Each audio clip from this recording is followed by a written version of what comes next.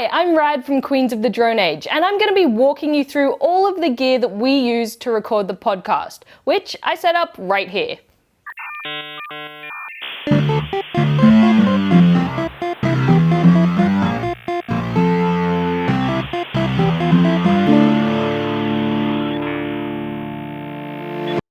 So first off, the microphones that we use are the Shure MV7s. Now, these have both XLR and micro USB capabilities, but we use the XLR because we go into an audio interface. Now, the reason we do that is because we're recording 4 people, and it's a pain in the butt to record multiple USB microphones into the same computer, and it's an even bigger pain in the butt to use 4 separate computers. So yeah, XLR is really, really great for that, but it's also handy having the micro USB in case we need to use it for like little things like voiceovers where we don't need the full setup.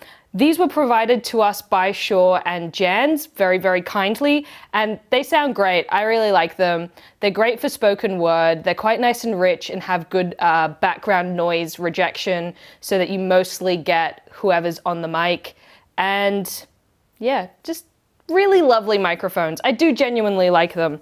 As for headphones, we have the Shure SRH440s. These were also provided to us by Shure and Jans, and they're just nice, good, solid over-ear headphones.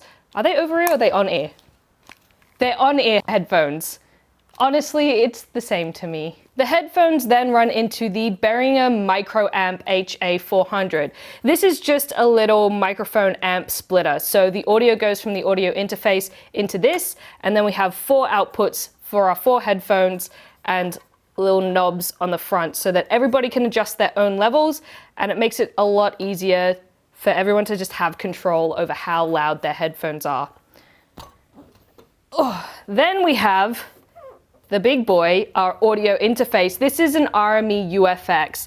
It's got 4 inputs for microphones on the front, which I really, really like. A lot of the smaller audio interfaces only have 2. The preamps are really good. You've got some onboard compression and dynamics if you want to use them. And basically, the reason that I use something like this isn't only because I have it, it's because it's really, really solid. It just works every time. And that's really important to me. I hate plugging something in and it just doesn't register and you have to faff about for ages. For microphone stands, I have 2 kind of standard KM boom arms, which I use for the couch positions. And I have to chuck a heat pack on the end of those like a sandbag to kind of help balance them. I am trying to figure out a better solution for that because I do get quite a bit of microphone sag, which is basically just going to happen if you have it kind of at the low height that I have and you have it extended as far as I have. So I need to work something out there. Then I also have a Rode PSA-1, one of those kind of classic radio spring-loaded boom arms that you see, that you can position pretty much anywhere, and that works really well. And I just have it clamped onto my TV unit. And then I have a little KM tabletop stand with an ultimate support boom arm on it. So that just sits on the coffee table and that works really well. It can get a little bit heavy for the quite small base of the tabletop stand, but generally with where I need to position it, I don't have too many problems.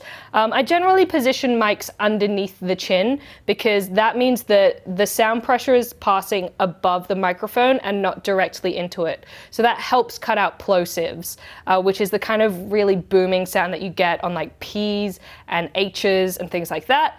I do generally prefer an above mouth position to help with that. It typically gives a better sound in my opinion, and it typically cuts plosives even more. But when you're trying to record a podcast and you have your microphone there, it feels weird. It's a bit distracting. So under the chin is the way that we choose to go. Now I record all of this into a MacBook Pro 16-inch. It's just the base model, but it runs really, really well. I've not had any problems with it so far. And you know what? I thought I was gonna hate a 16-inch laptop because to me that's too big. I usually go for a 13, but it's actually super nice. I like having the big screen. I think I may be converted. Anyway, that is how we record Queens of the Drone Age. If you have any questions about some of the gear that we use, some of the troubleshooting we do, or anything like that, please ask in the comments below. I love talking about gear and I would be more than happy to chat about why we do things the way that we do, and also what things I would like to change, because half of the fun of making something is just kind of troubleshooting and finding a better way as you go. Anyway, don't forget to subscribe to our podcast wherever you get them, and I'll be in your little ear holes again very soon.